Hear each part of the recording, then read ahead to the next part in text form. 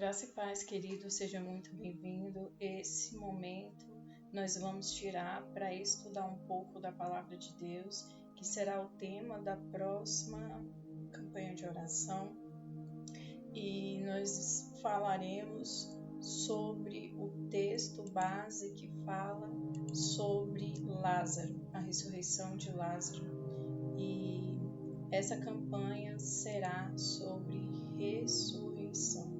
Nós passamos um período orando, indo até o tribunal, pedindo o perdão por arrependimento.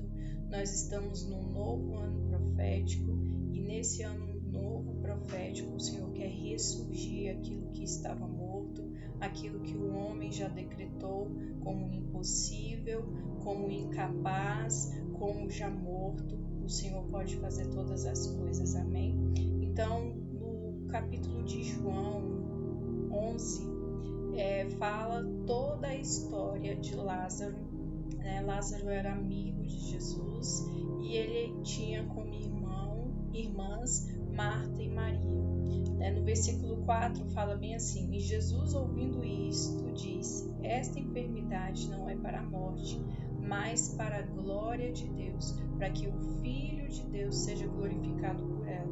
Ele recebeu a notícia de que Lázaro estava enfermo, e Jesus deu essa resposta, e muitas vezes Deus está dando essa resposta para você e para mim, de que não é para a morte, não é para o fim, mas sim para que o nome do Senhor Jesus seja glorificado, porque Ele entra aonde nós não podemos mais fazer nada.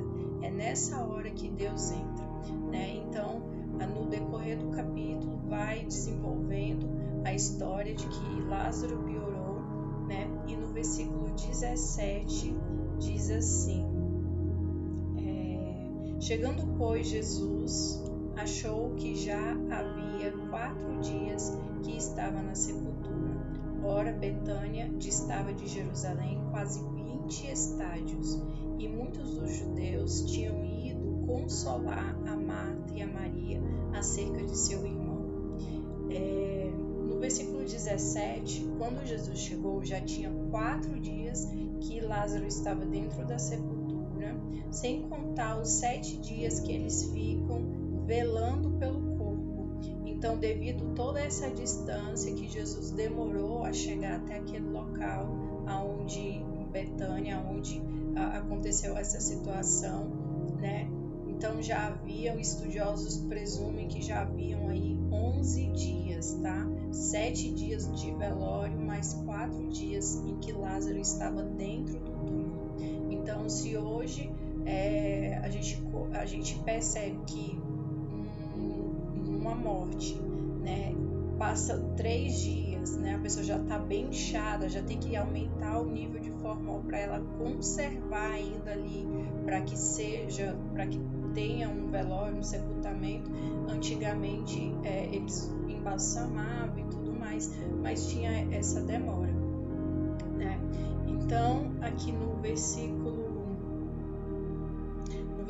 20, ouvindo, pois, Marta que Jesus vinha, saiu-lhe ao encontro Maria, porém ficou sentada em casa.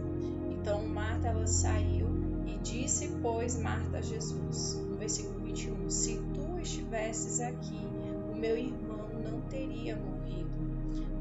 Aqui nós vemos uma situação que ela correu aos pés de Jesus. Ela sabia que Jesus estava chegando e ela correu ao único que poderia ter salvado, que pode salvar.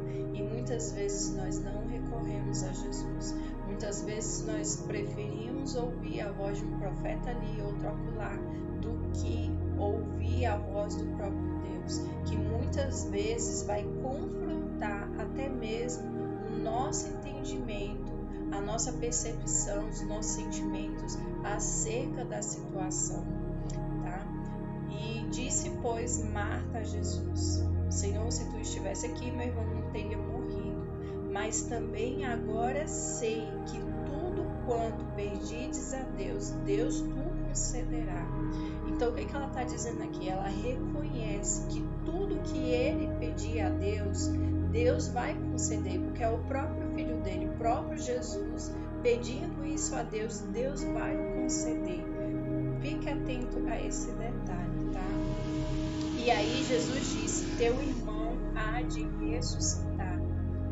Disse-lhe Jesus, teu irmão há de ressuscitar, no versículo 23.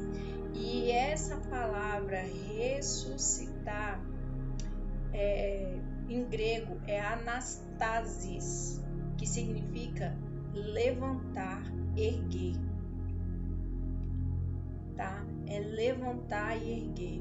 Ele não estava dizendo aqui como eles entenderam que Lázaro iria ressuscitar na segunda ressurreição de todos os mortos lá no céu.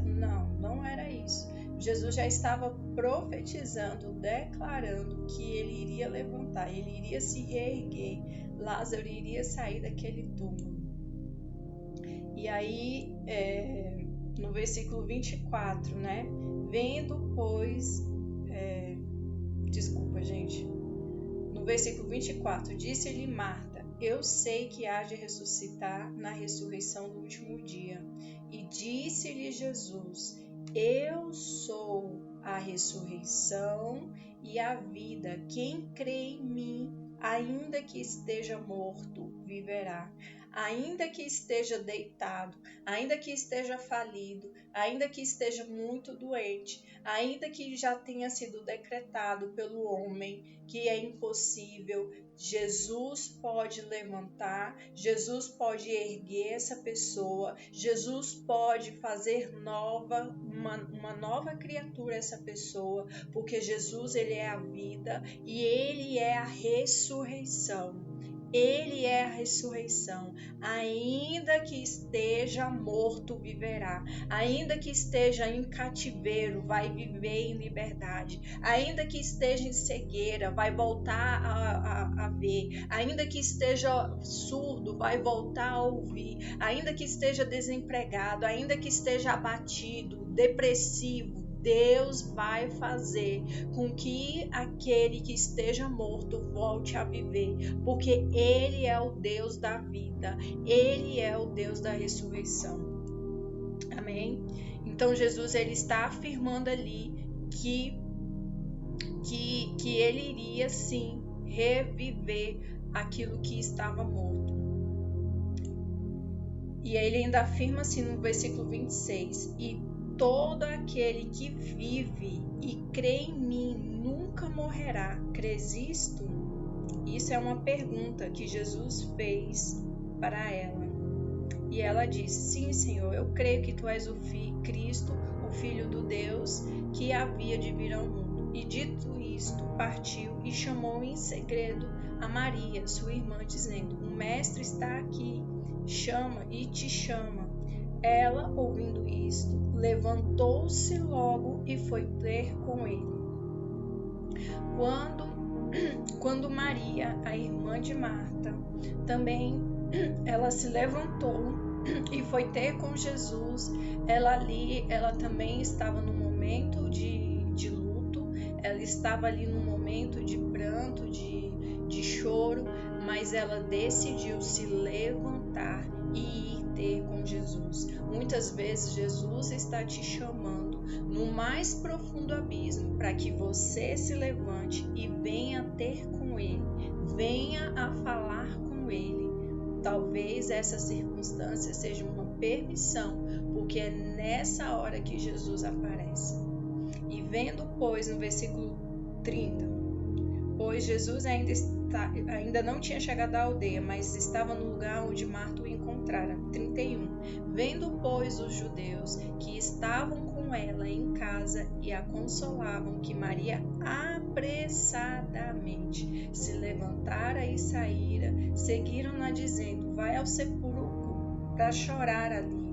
Olha, eu quero te dizer uma coisa, o mundo ou as circunstâncias muitas vezes vai te direcionar para você voltar para o problema, olhar para o problema e chorar pelo problema, enquanto Jesus quer que você olhe para Ele e chore para Ele, chore com Ele, chore falando com Ele, porque é aí que ele vai se movimentar.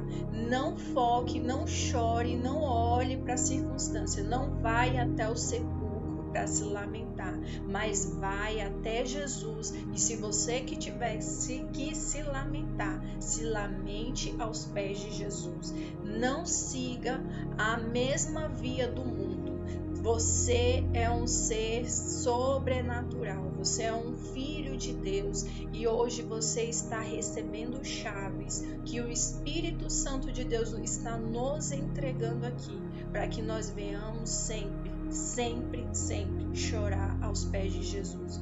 A palavra do Senhor fala: humilhai-vos debaixo da minha potente mão, que no tempo certo eu vou te exaltar. Deus fala isso na palavra dele.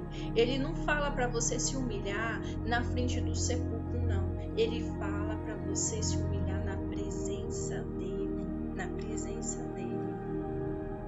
E tendo, pois, Maria chegado aonde Jesus estava, no versículo 32, e vendo-o, lançou-se aos seus pés, dizendo-lhe: Senhor, se tu estivesses aqui, o meu irmão não teria morrido.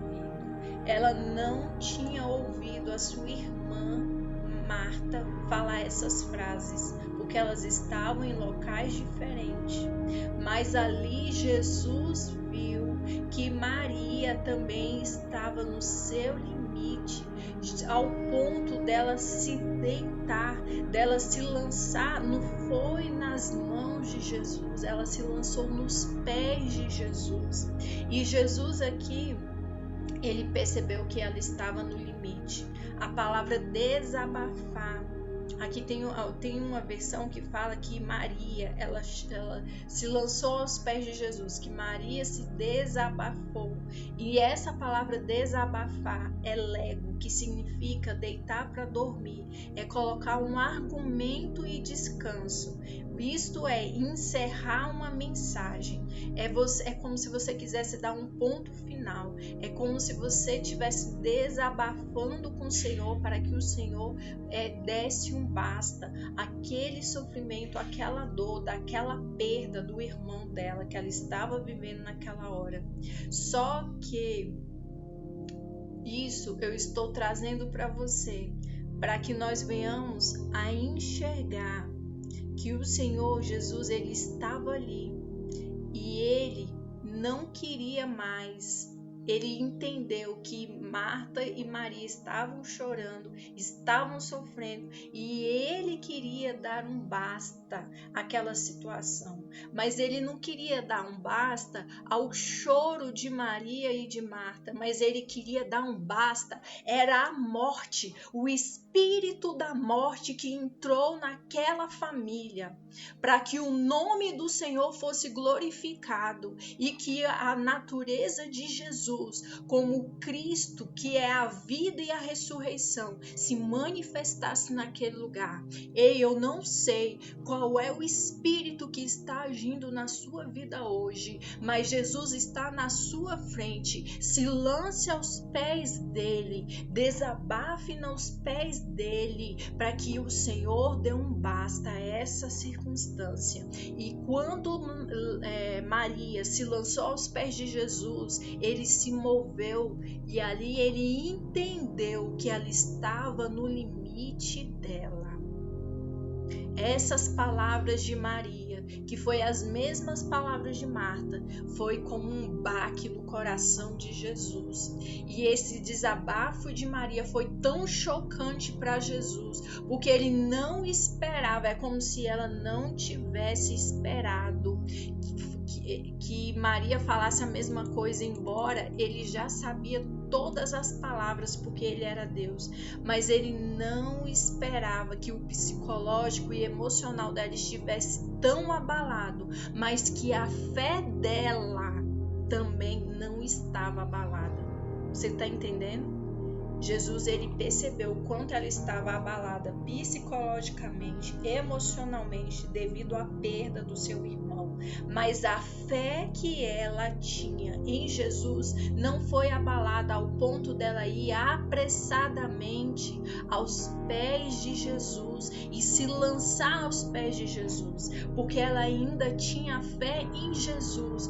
Talvez você já não sabe em que você tem a fé. Talvez você ainda está se lançando aos pés de Jesus, mas talvez você já tenha visto morrer e nada ter acontecido. E hoje Jesus está vendo o quanto você está abalada fisicamente, emocionalmente, psicologicamente, e a sua fé ainda está de pé. E eu quero te dizer que muitas vezes Deus permite você chegar no seu limite, porque Ele não quer matar você, mas é porque Ele quer que você se levante para dar um basta na circunstância, porque essa circunstância não veio para te matar, não veio para a sua morte, mas para glorificar o nome de Jesus, para que você viva uma reviravolta. E Jesus, pois no versículo 33, pois quando a viu chorar, e também chorando os judeus que com ela vinham, moveu-se muito em espírito e perturbou-se. Olha, saiba que Jesus, ele chora com você. Ele sente a sua dor, sabe? E nessa passagem aqui, Jesus, ele chorou, ele moveu-se no espírito dele e perturbou-se. Quando ele se perturba aqui, tem uma palavra também em outra tradução que diz indignou-se.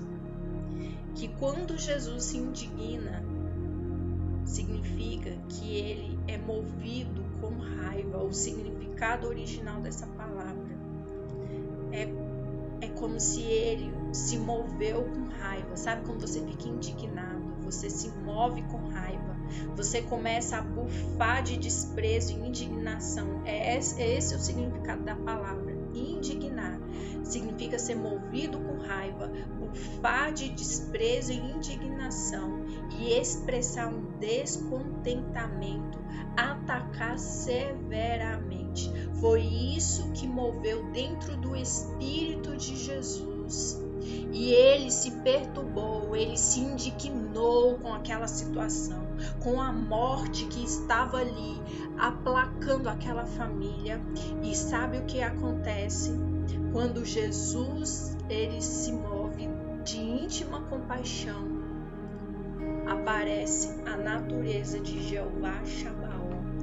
A manifestação de Jeová Sabaoth, o mesmo que está em Jeremias capítulo 50, versículo 25. Nós já estudamos sobre isso aqui em uma outra campanha, que fala bem assim: o Senhor abriu o seu arsenal, o seu depósito, e tirou os instrumentos da sua indignação, porque o Senhor Deus dos exércitos tem uma obra a realizar na terra dos caldeus. Tem uma outra versão que fala que ele se moveu, abriu seu arsenal e tirou seus instrumentos de guerra. É quando Jesus, o próprio Deus, ele se arma. É como se ele se armasse todinho e fosse movido com íntima indignação, com desprezo. Tem uma palavra grega que aqui eu não consegui anotar para trazer aqui para vocês, mas é como se ele espumasse pelo canto da boca de tanta raiva. Sabe quando você está bufando de raiva? É esse o Deus que se levanta contra a morte, porque ele é a vida, porque ele é amor. Ele se levanta contra as nossas circunstâncias dessa forma. E indignar significa também está profundamente comovido. Profundamente comovido. Ao ponto de que o que aconteceu aqui? O que acontece é que ele, aqui no versículo 34, ele se moveu com essa ira, e no versículo 34 ele já fala assim: onde o puseste? Aí disseram: Senhor, vem e vem ver. E Jesus chorou, ele chorou, ali indignado, mas ele chorou. E disseram, pois, os judeus: vede como ele o amava. E alguns deles disseram: não podia ele que abriu os olhos ao cego fazer também com que este não morresse? E Jesus, pois, movendo-se outra vez, olha só, Jesus se moveu a primeira vez, ele se move a segunda vez, ele foi até o sepulcro, que era uma caverna e tinha uma pedra posta sobre ela, no versículo 38 diz, e no versículo 39 ele diz: tirai a pedra. Marta, irmã do defunto, disse-lhe: Senhor, já cheira mal, porque é já de 4 dias. Disse-lhe Jesus: não te hei dito que, se creres, verás a glória de Deus? Tiraram, pois, a pedra de onde o defunto jazia, e Jesus, levantando o olho para cima, olha só, Jesus, ele olha para o Pai, e ele diz assim, no versículo 41, Pai, graças te dou por me haveres ouvido. Aqui Jesus, o próprio Jesus, ele pediu para o Pai que ressuscitasse Lázaro. E o próprio Jesus está aqui na sua frente, porque ele é o seu advogado, ele é o seu mediador, e ele sim pode pedir por você. Ele pode entrar na sua circunstância, olhar para o alto e dar graça por ter ouvido a ele. E no versículo 42 diz: eu bem sei que sempre me ouves. Olha o que Jesus fala do seu próprio Pai, o nosso Pai. Mas eu disse isto por causa da multidão que está em redor, para que creiam que tu me enviaste. E tendo dito isto, clamou com grande voz: Lázaro, sai para fora. Lázaro, sai para fora. Ei, hoje Jesus está se levantando com a sua ira, com o seu furor, para dar um basta a essa circunstância e para ressuscitar aquilo que já está na caverna, está em cativeiro, que já está morto, aquilo que o mundo, as pessoas já falam para você esquecer, para você deixar de lado, porque você já perdeu essa causa, mas o Senhor, ele nunca perdeu uma batalha, ele nunca perdeu uma batalha, ele é vencedor, invicto, e ele está dizendo aqui: Lázaro, sai para fora. Hoje ele está dando uma ordem, em comando a sua circunstância: saia para fora. E no versículo 34, e o defunto saiu, tendo as mãos e os pés ligados com faixas e o seu rosto envolto no lenço, e disse-lhe Jesus: desligai-o e deixai-o ir. Então, aqui você pode estudar o capítulo de João, capítulo 11 inteiro, tá? Que fala toda a história, mas eu quis trazer esse estudo aqui para você entender sobre essa campanha. Nós estaremos orando por ressurreição, nós estaremos orando para que o Senhor Jesus se mova como Jeová Shabaó, como aquele que abriu o seu arsenal de guerra e tirou todos os seus instrumentos em favor de mim, de você e daqueles a quem você está intercedendo. Amém? Então esse é o estudo bíblico.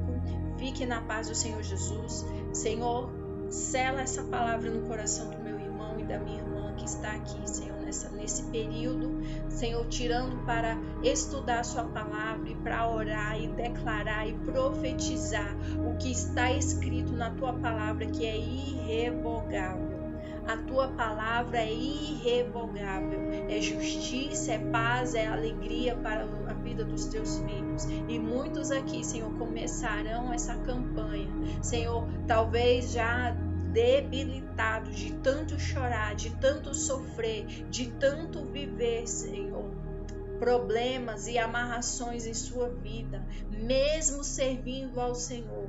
Mas ali, Senhor, Marta e Maria eram aquelas a quem o Senhor amava, aquela família. Lázaro também era um amigo de Jesus, o qual ele muito amava. E hoje nós somos aqui também, a geração no qual ele amou, ao ponto de entregar o seu próprio filho. Senhor, sela essa palavra no coração dos teus filhos e que sela, Senhor, também com milagres, com circunstâncias, com pedras se movendo, Senhor, com cavernas sendo destruídas, sepulcros sendo totalmente aniquilados. Senhor, a obra da morte não mais prevalecerão contra a vida dos teus filhos. Eu oro, eu profetizo e eu selo com o sangue do Cordeiro, em nome de Jesus. Amém.